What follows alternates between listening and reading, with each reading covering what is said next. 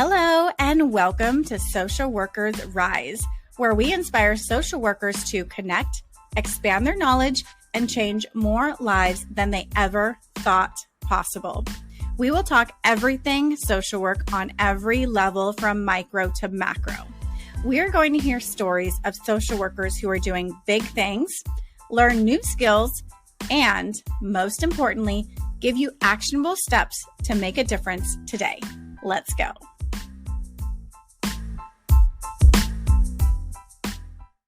Hello, and welcome to another episode of Social Workers Rise. It is your host, Catherine here. Today, we're going to be talking about everything that you can do with a social work degree.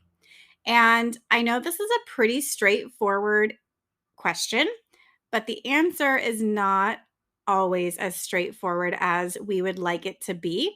And to be honest, I am completely okay with this because it just means that there are a lot of opportunities that are out there. And this field is growing, in my opinion, faster than what the Bureau of Labor and Statistics will tell you, which it tells you that it's growing at 9%, which is faster than average between the years of 2021 and 2031. But before I get into that, if you're not familiar with who I am Catherine Moore, an LCSW based out of California, and I have been social working since 2009. Yes, a long time. And I love it. I started this podcast in order to change the toxic narratives that I experienced and that I heard and that I felt in the social work industry. And those top two narratives are one, expect to be burnt out, and two, expect to not make a lot of money in social work. And both of those narratives, there's definitely some truth to them, but we really need to reframe those narratives into how do we prevent ourselves from getting burnt out, and how do we use our skills so that we can make income and impact at the same time, right? Having income is not a dirty word. Having money and having dreams and wanting to travel and have a house, those are not bad things. I'm a firm believer that when we know what our options are, when we are well informed of our value in the marketplace, then we can make the decisions that are best for us and our family and our clients, right? So that is the whole premise of this podcast, is to give you that insight, give you that knowledge into what your options are, which is why I love that I've been able to interview so many social workers from around the world about the types of work that they do, because I'm hoping that with these conversations, your creativity is ignited, that you start to think about more for yourself and what is possible. We're really pushing the limits of social work here. We're really pushing the limits about what does this degree entail, right? So let's talk about this, right? What exactly does this degree entail? And simply to break it down, first, the degree is really about helping other people. So it teaches us skills that we need in order to help and serve other people, specifically people who are traditionally impoverished or who have mental health illnesses, or who are just struggling in some way. They need extra resources. And this can look different for everybody, right? It's not just a traditional nonprofit setting or working in community mental health or homeless shelter. It can be, but it is also so much more than that. So to start, I'm going to be focusing this conversation on what you can do specifically once you have obtained your master's in social work. And you can also, I know that there's a lot of you listening, maybe even you, who you only have your bachelor's in social work. And that is fabulous. Congratulations. However, to be honest, like the jobs that you qualify for are going to be very limited without a master's in social work. And if you want to go on and and do something else, then that is completely fine. But for the purpose of this conversation, I'm really focused on once you have your master's in social work, what does that do? What kind of possibilities are out there for you? So, with the areas that I'm going to just briefly talk about, they can all be broken up into micro, meso, and macro for the most part, right? All of these different industries have those different levels. Micro meaning that you're working on the individual level, individually, one on one with other people. Meso would be you're working in groups, maybe community organizing, working in a neighborhood, support group, things like that, even groups within your own office or within your own workplace. And then macro would be thinking large scale. So, policy, administration, research, talking to large groups of people, talking to populations, right? So, a lot of these different areas can be broken up in those different ways. So, it's important to make that distinction and to really figure out, what do you love?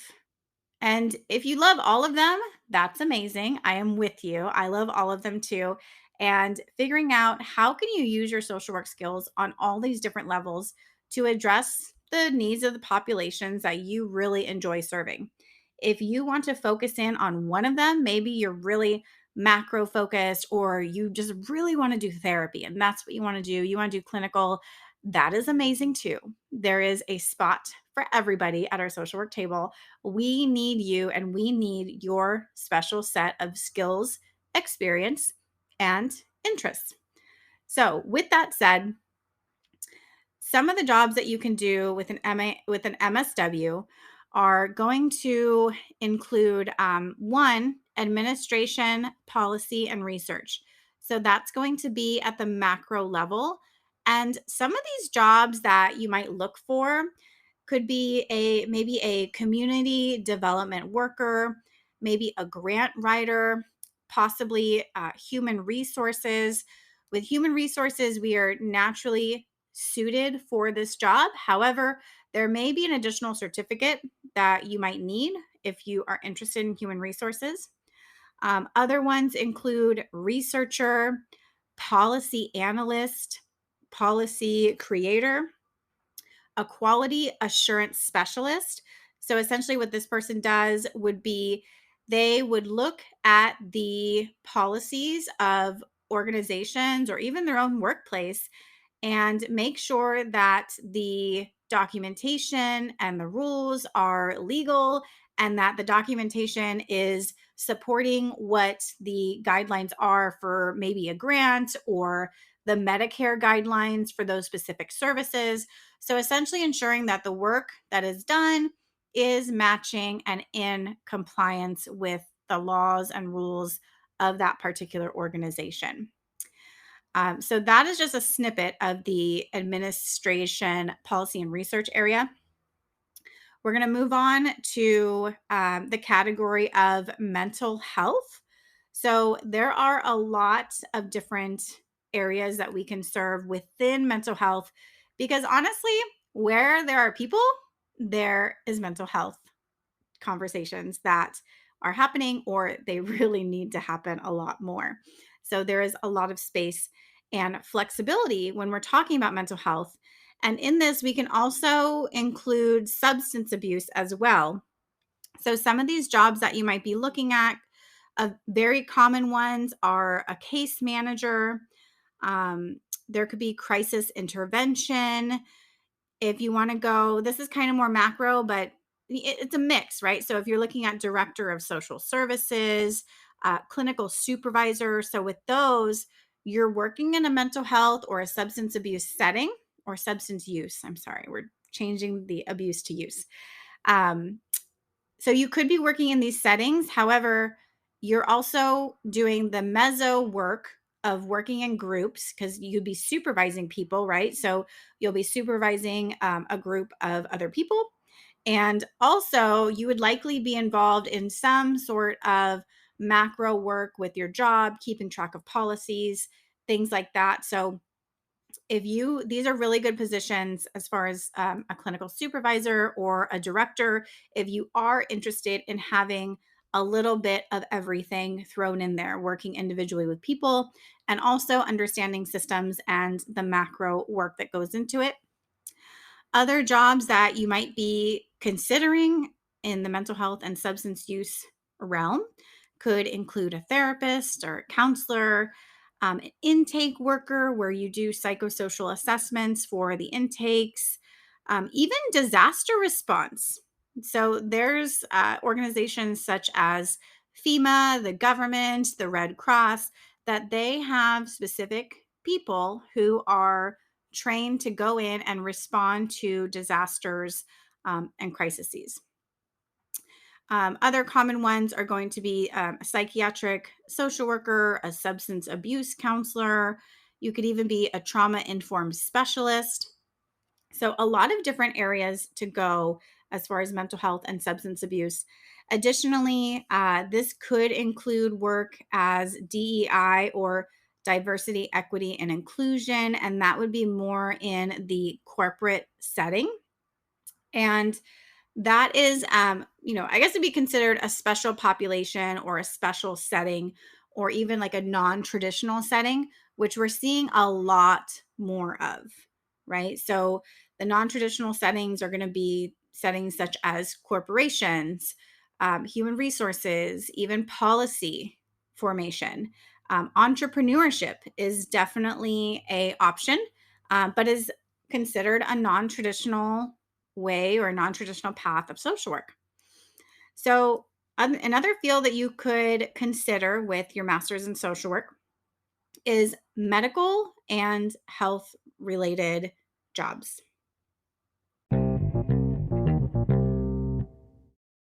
Hey, it's Catherine here. I hope you are enjoying this episode. We're going to take a quick break to listen to these ads from our sponsors. Do you want to make your own podcast? Spotify has a platform that lets you make one super easily, then distribute it everywhere and even earn money all in one place for free. It's called Spotify for Podcasters. And this is the platform that I use because it makes it so simple to record and distribute your podcast all in one place using your cell phone. What you need to do is download the Spotify for Podcasters app or go to www.spotify.com/podcasters to get started. If you're planning to take the BBS Law and Ethics exam, the ASWB Master's or Clinical Licensure exam, or if you're studying for the MFT exam, then you need a proven program that can help you understand the exam questions and pass with confidence. If this is you, I highly recommend the Therapist Development Center. I personally use TDC to pass my law and ethics and clinical exams and found the program provided me with everything I needed to pass with confidence. TDC's program integrates various ways of learning in an organized fashion, containing all of the information you need to pass without the overwhelm. And now, bonus, TDC is also offering a library of continuing education courses that fulfill your license renewal requirements and will support you in your career development. If this sounds like something that you need, visit their website, therapistdevelopmentcenter.com, and use the code SWRISE10 at checkout to receive 10% off any of their CE courses, including their brand new course, On the Edge of Life, an Introduction to Suicidality. You can also check out the link in the show notes. So as far as medical and health related jobs, you're going to be looking at different agencies. And I think that's the easiest way to break this down because there's so many different areas just within medical social work that you could go into, right? So as far as settings, it could be not just a hospital because I feel like that's kind of the first place that we go to when we think of medical social work is a hospital social worker. Not necessarily, especially because typically hospital social workers, those positions will usually require more experience and maybe your LCSW, because you really got to know your stuff. When I was a hospital social worker, I loved it, but you are jumping from case to case to case. You're going from addictions, then you're hopping over to homelessness, then you're hopping over to domestic violence, then you could be hopping over to oncology and someone dealing with the end of life, and then you go over to the NICU where you're talking to a mom with her new baby, right? So all of these different areas is why a lot of times they might want you to have more experience. It's an amazing job. I really loved it, but definitely not for the faint of heart. It definitely requires you to really, really know your stuff.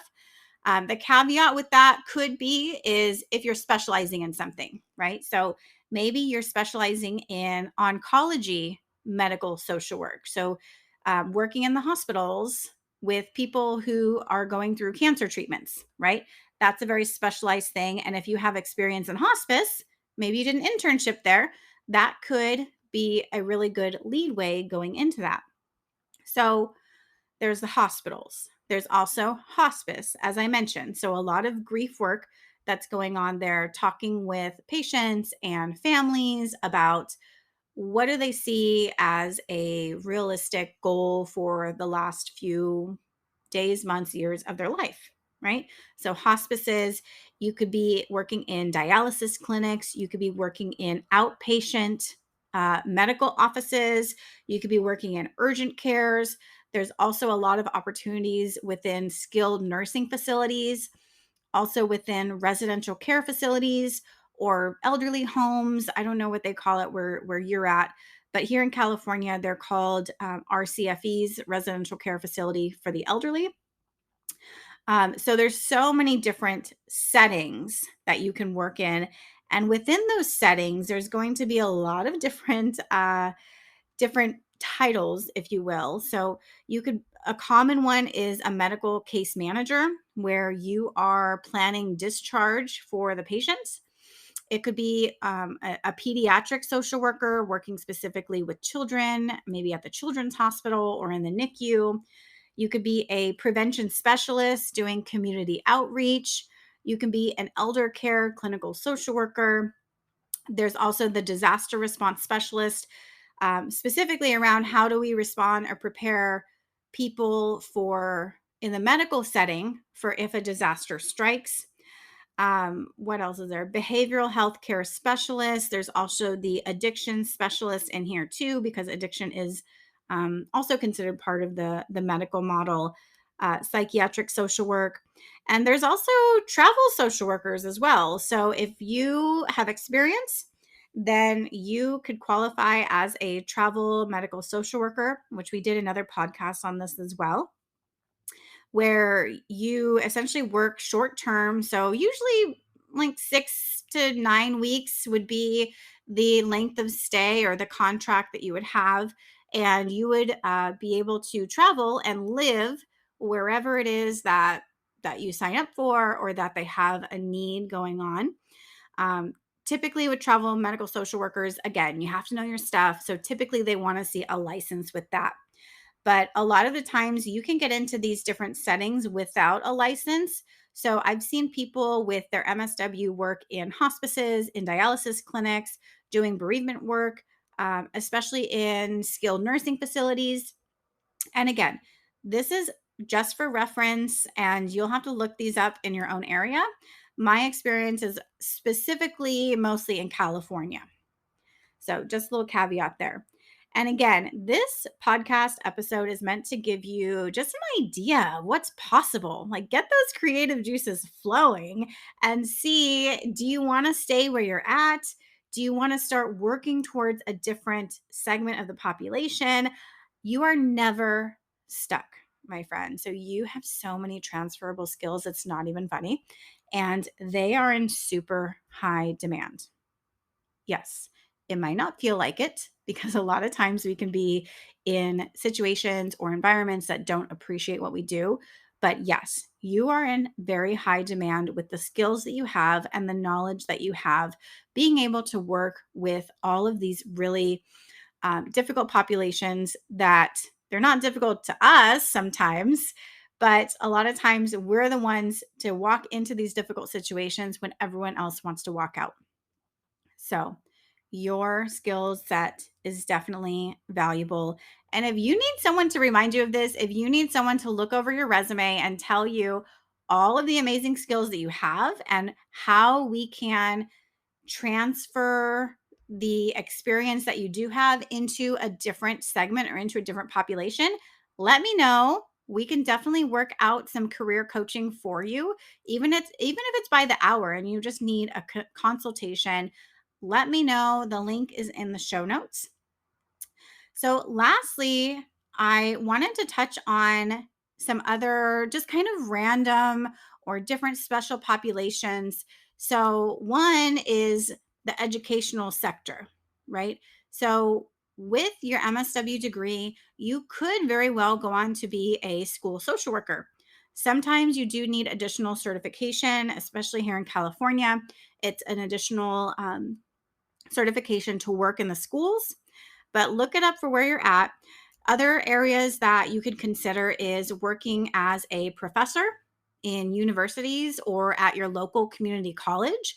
If you have a MSW, you are likely qualified to teach at the bachelor's level of social work um, curriculum. So look into that if you're interested in being a professor.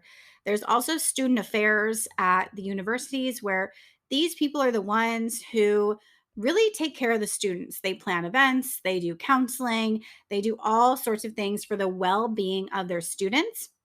And I did do a podcast episode on this as well with student affairs.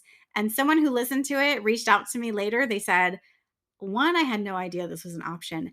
And two, I applied and just got hired for a student affairs job after listening to that podcast episode. So definitely check that out. They also have positions for travel school social workers. So if that is your jam, definitely consider that.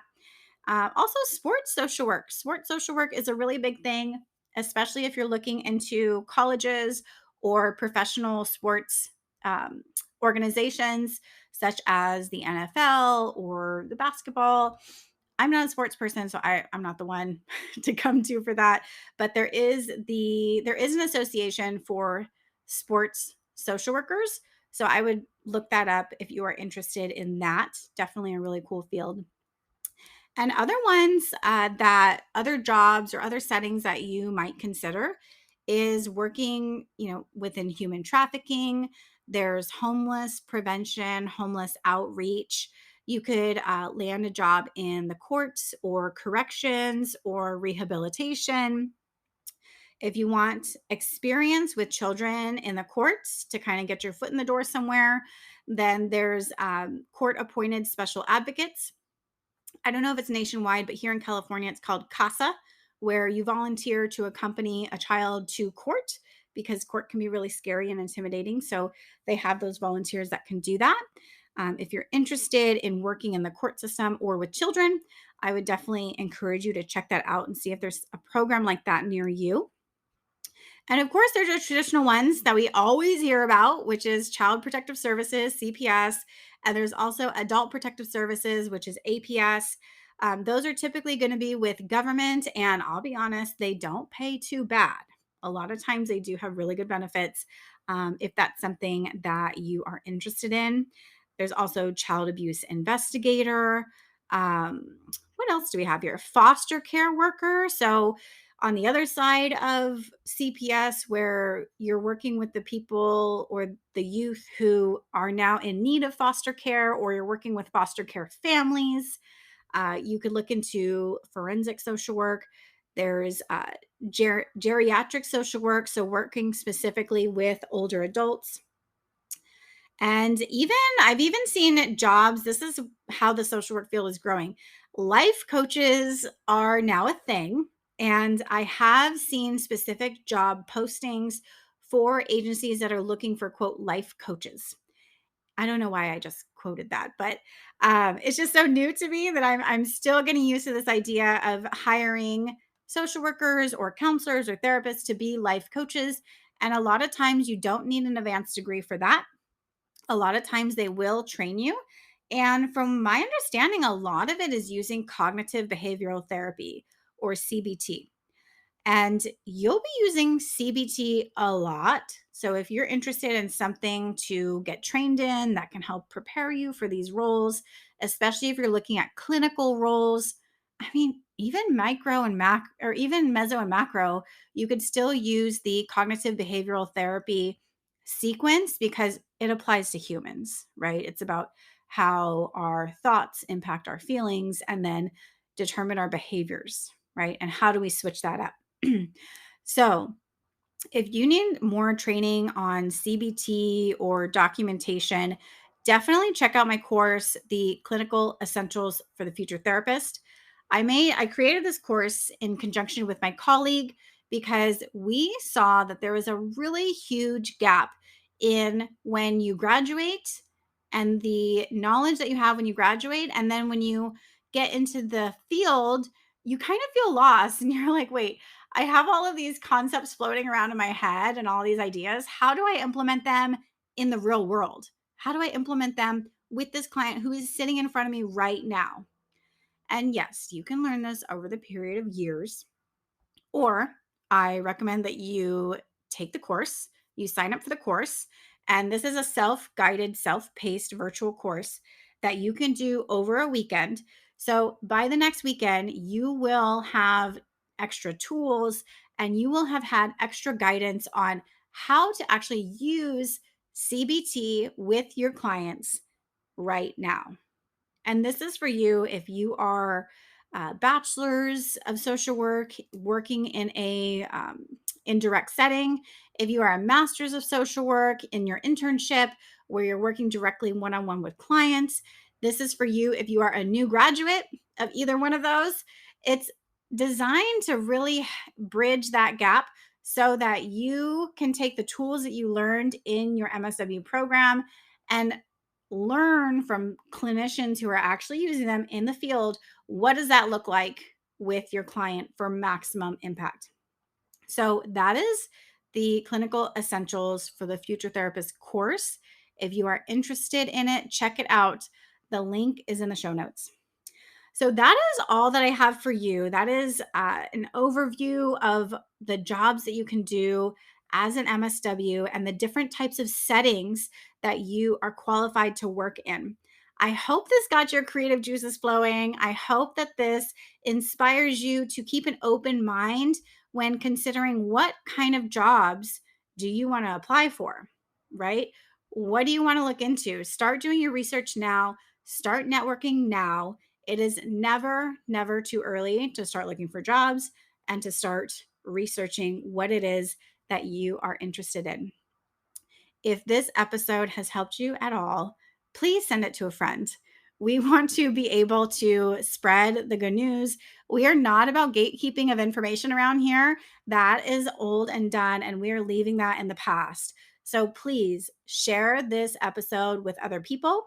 If you want additional social work resources, tips, and tools, I invite you to join the Friday Resources email list where I send out just current happenings, what's going on in social work, workshops that are coming up, tools for clinical practice, discounts, all sorts of goodies. So the link is also there in the show notes for the Friday Resource email list. I know you have a lot of options for podcasts, and I thank you so much for being here. And I'll talk to you next week.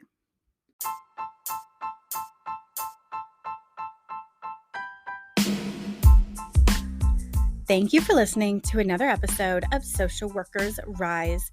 If you love this episode, be sure to subscribe and text this episode to a friend. If you want more, there are a few ways we can get to know each other and work together. First, definitely subscribe to the Friday Resource email list. The link is in the show notes. And that's where you can learn more about the courses I offer, including Clinical Essentials for the Future Therapist and the Pulse Basics for Medical Social Workers. I'll also be sending out occasional tips and resources and other happenings within the social work industry. And for all your clinical supervision needs, be sure to visit risedirectory.com This is a national directory of clinical supervisors for social workers, and we also provide free resources that you can use within your own clinical supervision. Lastly, if you have more individualized needs, I do offer coaching, individual consultations, and am available for public speaking engagements for social workers and change makers. Lastly, the boring legal stuff, but very important. The information in this podcast is not meant to be a supplement for therapy, professional advice, or clinical supervision. This content is provided as is solely for informational purposes. It is not legal, health, or safety advice. I am not advising you as a therapist. Organizations should engage their own experts to ensure any adopted measures are compliant with applicable laws and standards in their jurisdictions. The opinions expressed by individuals or organizations are their own and do not reflect the views or opinions of Social Workers Rise or Catherine Moore. References to specific products or organizations do not constitute any endorsement or recommendations by Social Workers Rise.